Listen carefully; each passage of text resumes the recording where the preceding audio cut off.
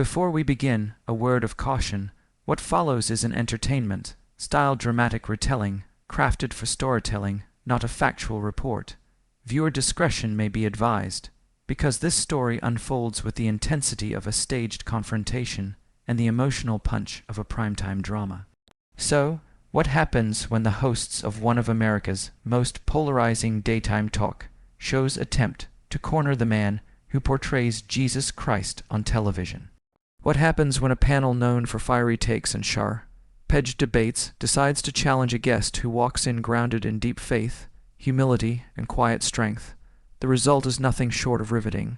This is the saga of Jonathan Roumie, beloved for his portrayal of Jesus in The Chosen, who entered The View's studio expecting a typical media interview and walked out having delivered one of the most unexpected defenses of faith ever witnessed on daytime TV. What the hosts planned as a probing, confrontational segment quickly transformed into a remarkable display of grace under pressure, so much so that audience members, many of them self-described skeptics, reportedly left the studio visibly moved. The day began like any other taping of The View. The studio buzzed with pre-show electricity. Audience members filed into their seats, whispering with excitement as the stage lights warmed the room. Producers dashed around with clipboards, camera operators adjusted angles, and the familiar swirl of controlled chaos filled the space. Backstage, Jonathan Roumie waited calmly, almost serenely. Wearing a well-tailored but understated suit, he looked every bit the seasoned actor, professional yet approachable.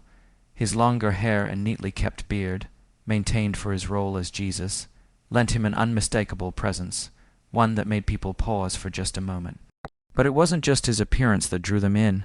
There was something else, something quieter, something steadier, a piece that didn't quite fit the frantic pace of television production. Stage managers, lighting techs, and assistants felt it instantly. They couldn't describe it exactly, only that being near him felt grounding, even comforting.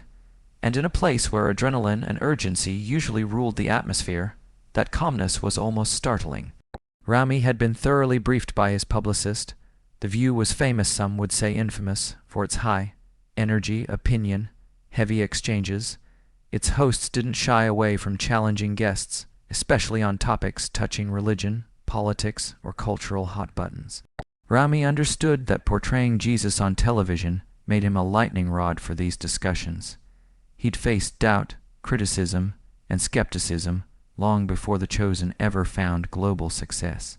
Years of struggling in Hollywood auditions that led nowhere, bills that piled up, moments where giving up would have been the easier path, had forged him into someone who didn't rattle easily. But what neither he nor his team knew was that the producers had prepared an especially pointed set of questions for this particular segment. They wanted heat. They wanted viral conflict. They wanted headlines the next morning. They wanted to catch him off guard. They didn't realize they were dealing with someone profoundly centered, someone who had been tested by life in ways no panel of talk show hosts could replicate. The interview began innocently enough.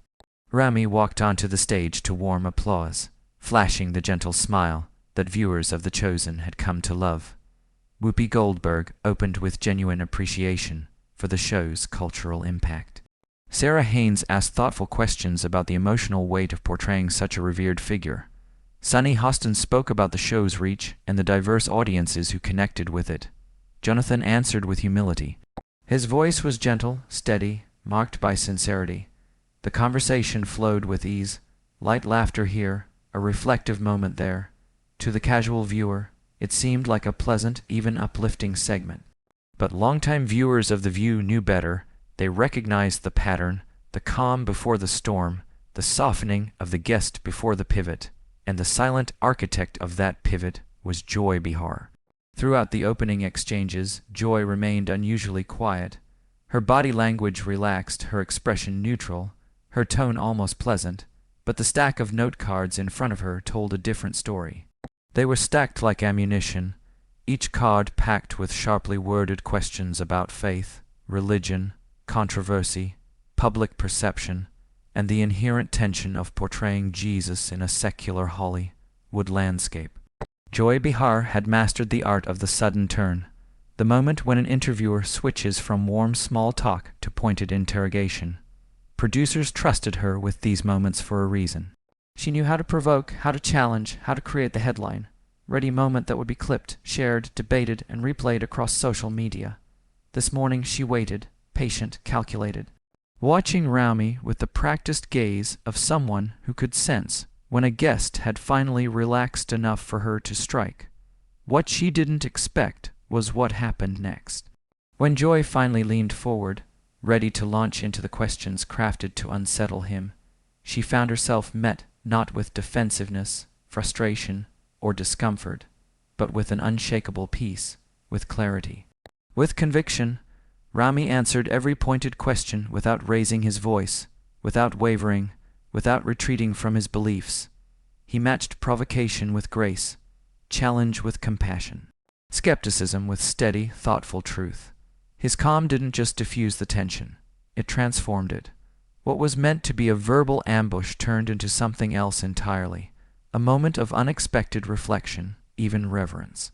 The audience quieted, the hosts shifted in their seats, the energy in the room changed.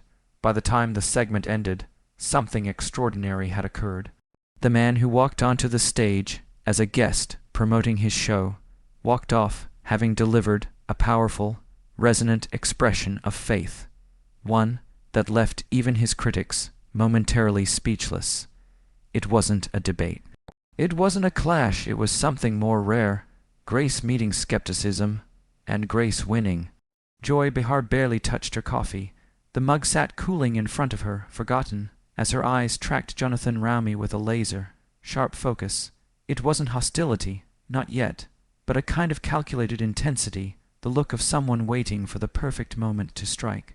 Her body remained still, deceptively relaxed, yet everything about her, her eyes, her posture, the subtle tilt of her head, signaled preparation. She had been biding her time, studying him, waiting for the exact moment when his guard was down. And then it came, just as Jonathan Roumie appeared his most at ease, leaning comfortably in his chair, exchanging light-hearted banter with the panel, the studio warmed by laughter. Joy leaned forward. The shift was immediate. Her smile tightened, growing sharper, almost predatory. Even the audience sensed it. The air changed. So, Jonathan, Joy began, her voice carrying that unmistakable edge that longtime viewers of The View recognized instantly. It was the tone that meant the conversation was about to pivot, dramatically. She paused just long enough to raise anticipation, the way a seasoned performer does before delivering a pivotal line. "I have to ask you about something that's been bothering me." The studio stilled. Cameras tightened their focus. A few audience members sat up straighter. Joy continued, her words delivered with measured precision. "The clip we saw earlier shows Jesus speaking up for marginalized people, the poor, and so on. That's the Jesus we love, right?" The way she said "we love" hung in the air like a gauntlet thrown at his feet, an implication wrapped inside a challenge. Jonathan nodded politely, feeling the tone shift, but his demeanor remained steady, calm. He didn't flinch. Joy pressed on. "Not everyone interprets that message the same way these days, do they? Religion in this country seems weaponized at times." Her voice rose slightly, gaining momentum. "As a man of deep faith, which you obviously are, does that frustrate you at all? All these people using Jesus to push their political agendas." The audience fell silent. The warmth of earlier conversation evaporated instantly. This was no longer an interview question. It was an accusation draped in the language of inquiry.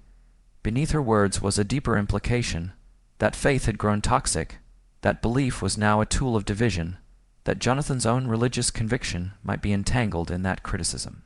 The camera captured everything: Joy's piercing stare, the tension in the room, the uncertainty on the faces of the other hosts, and Jonathan Roumie's reaction.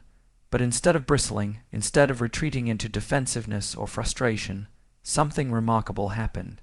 His features softened.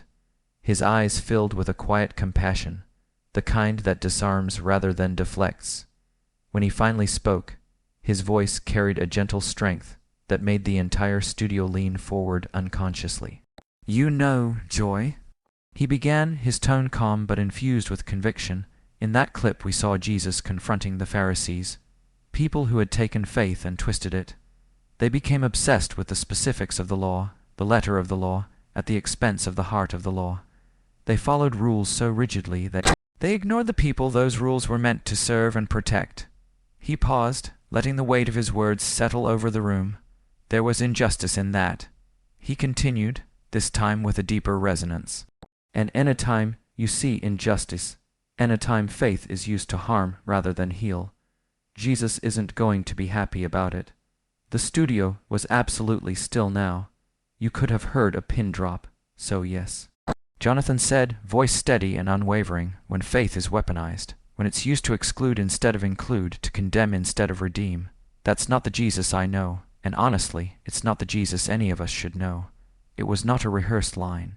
It wasn't packaged or polished. It was authentic, thoughtful, and disarmingly gentle. Joy leaned back in her chair, briefly unsettled. This wasn't the reaction she had prepared for. She had expected pushback, maybe a defensive speech, perhaps even a tense clash of ideology. Instead, she was met with calm theology and genuine conviction. But if there was one thing Joy Behar was known for, it was persistence. She straightened slightly, tightening her expression. But doesn't it bother you? She pushed her voice harder now, that you're playing someone billions of people worship as God. I mean, she raised her brows pointedly. You're an actor. You're pretending to be Jesus. Doesn't that feel a little blasphemous? Don't you worry that you're reducing the Son of God to entertainment? The attack was no longer subtle, no longer veiled with polite phrasing.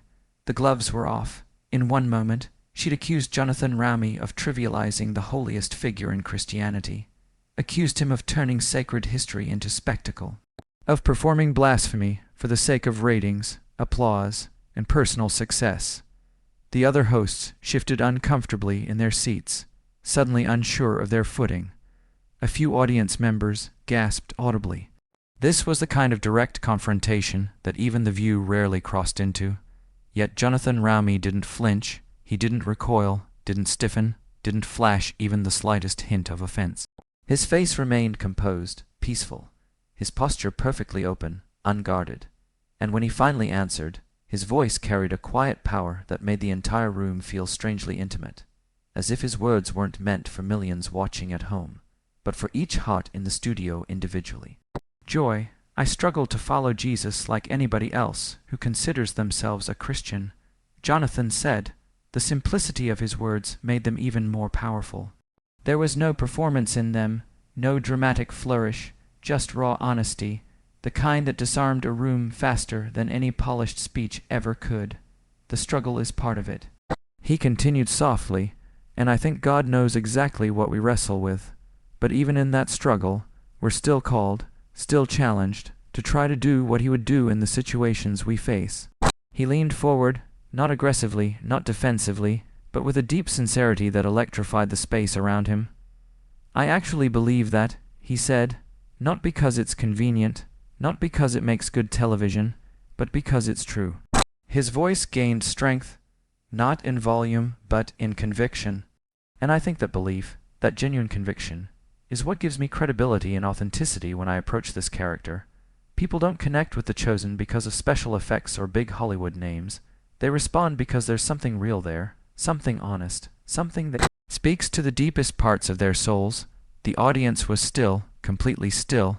Some people were visibly fighting tears. Others sat with parted lips, bewildered by the emotional gravity of what was unfolding on a daytime talk show stage. This wasn't banter anymore. It wasn't even an interview. It felt like something far more intimate, far more meaningful.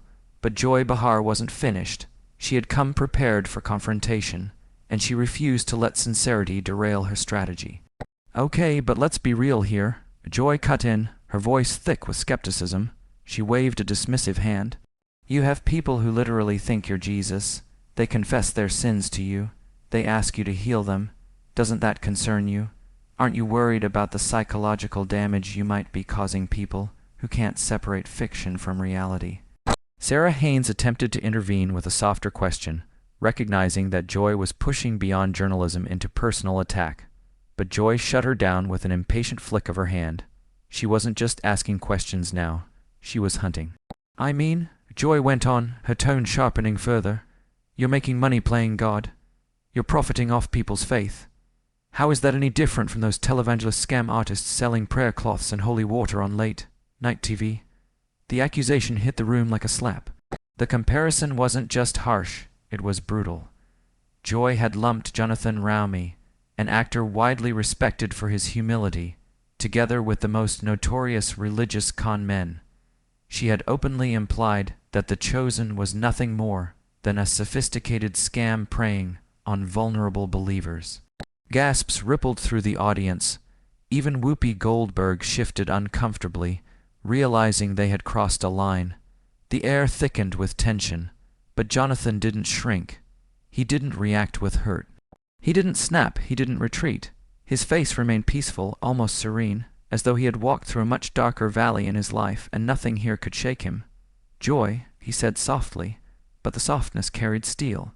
"I'm not Jesus, I'm very clear about that." There was no defensiveness in his voice, only clarity, humility wrapped in confidence. "I remind people all the time, my name is Jonathan, not Jesus." A few audience members chuckled through their tears. "When people try to confess their sins to me, I tell them, nope, save it for a priest. I'm not qualified to hear confessions.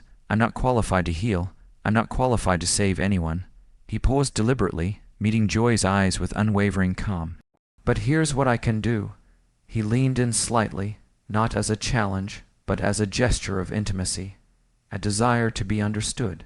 "I can point people toward the real Jesus. I can help them see that following Christ isn't about being perfect. It's about surrender. It's about acknowledging that every one of us is broken, every one of us is struggling, and every one of us needs grace." The room was silent, completely overtaken by his sincerity. "The show doesn't make Jesus smaller," he said gently. "It doesn't trivialize him. It makes him accessible to people who have been told their whole lives that faith is about rules and judgment instead of love and redemption." His words vibrated in the air with undeniable power. Several audience members were openly crying now. A cameraman wiped his eyes discreetly. Even some of the production crew, normally desensitized to emotion after years in television, stood motionless, caught in the raw authenticity of the moment. Joy shifted in her seat. She felt the room turning. Her strategy was slipping, but she had one last arrow in her quiver, one last attempt to expose what she believed was the ego behind the role. "So let me ask you this," Joy said, her tone now edged with mockery. "If you could sit down for a cup of coffee with Jesus, the real Jesus, what's the one question you'd ask him? Something like," she smirked, "how did I do playing you on TV?" The question wasn't just pointed, it was designed to humiliate him, to reduce everything he'd said to vanity, to imply his spiritual journey was nothing more than an actor's craving for divine approval. The audience tensed, the hosts tensed. Everyone recognized the trap. But Jonathan Roumie didn't step into it. He didn't bristle. He didn't react in pride or anger. Instead, he did something unexpected, something disarming, something that shifted the entire room. He smiled, not with irritation, not with wounded pride, not with the brittle tightness of someone trying to mask offense. It was a real smile, bright and warm, filled with something that could only be described as joy. Genuine, unforced, unmistakable joy. It disarmed the room instantly. The tension that had been wrapped so tightly around the studio loosened as if someone had cut an invisible thread, and when he finally spoke, his answer stunned the entire studio into absolute silence. "How did I get it close?" Jonathan said softly. "Not how did I do, not was I good enough, not did I portray you correctly, but how did I get it close?" The humility in the question struck like a lightning bolt. His voice carried awe, reverence, and a deep, trembling wonder. "That's what I would ask," he continued.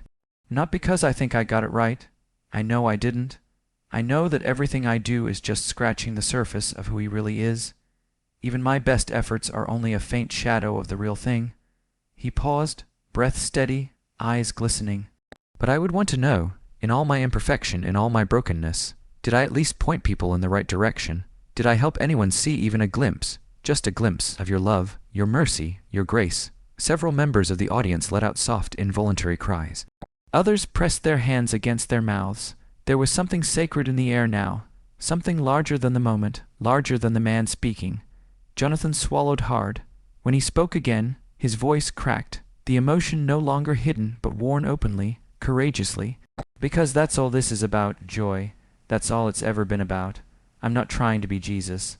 I'm trying to introduce people to him, to help them imagine what it might have felt like to meet him, to walk beside him, to be challenged, loved, confronted, uplifted, transformed by him.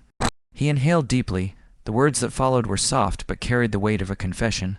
And if even one person, just one, comes closer to God because of the chosen, then every struggle, every sacrifice, every moment of doubt, it was all worth it. The studio exploded. Not with the polite, dutiful applause reserved for celebrity guests. This was different, raw, unfiltered, overwhelming. People didn't just clap. They stood, they cheered, they wept. The energy surged like a wave, crashing over every person in the room. Some audience members clutched their chests. Others buried their faces in tissues. A few simply stood motionless, eyes full, touched in a place words rarely reach. Sarah Haynes wiped tears from her eyes openly, no longer pretending to maintain professional composure. Alyssa Farah Griffin nodded vigorously, her expression soft, reverent, moved beyond expectation. Even the stage crew, men and women who had spent years working behind cameras, witnessing every type of celebrity meltdown, performance, and emotional displace, stood transfixed. One camera operator lowered his equipment, overwhelmed. Another pressed his palm against his face, absorbing the moment. And then there was Joy. She sat back slowly, stunned into silence, her posture loosened, her eyes uncertain. She had walked into this interview armed with skepticism, confidence, and the sharp-edged sarcasm she wielded so effectively against guests she found unserious or insincere. But those tools couldn't touch what Jonathan Roumie had brought to the table. They fell useless, impotent, in the presence of genuine faith, wrapped in genuine humility. She had tried to corner him. She had tried to expose contradiction.